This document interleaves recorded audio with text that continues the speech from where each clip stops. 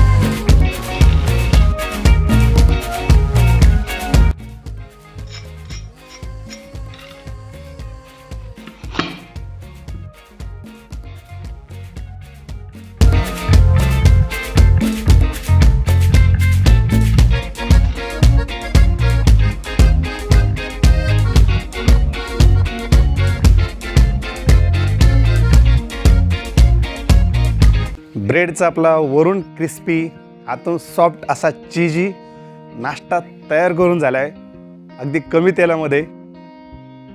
नक्की तुमच्या किचनमध्ये बनवून पहा, खूप मजा येईल. लहान मुलं खूप आवडीने मागतील. वडापाव वगैरे तुम्ही सर्व विसरून जासाल, त्यामुळे नक्की बनवायला विसरू नका. आणि रेसिपी जर बनवली तर कमेंटमध्ये नक्की सांगा रेसिपी कशी झाली. आवडली तर नक्की सांगायला विसरू नका. आणि हो, सबस्क्राईब करायला विसरू नका. सबस्क्राईब कोणीच करत नाही आहे. सबस्क्राईब करणं खूप गरजेचं आहे. एकदम फ्री असतं सबस्क्राईब. पण सबस्क्राईब केल्यामुळे काय होईल, जेव्हा जेव्हा मी अशा भारी भारी रेसिपी अपलोड करेल तेव्हा तुमच्या किचनपर्यंत त्या पोचतील आणि तुम्हाला नक्कीच मदत होईल अशा भन्नाट रेसिपी बनवण्यासाठी. त्यामुळे सबस्क्राईब करायला विसरू नका.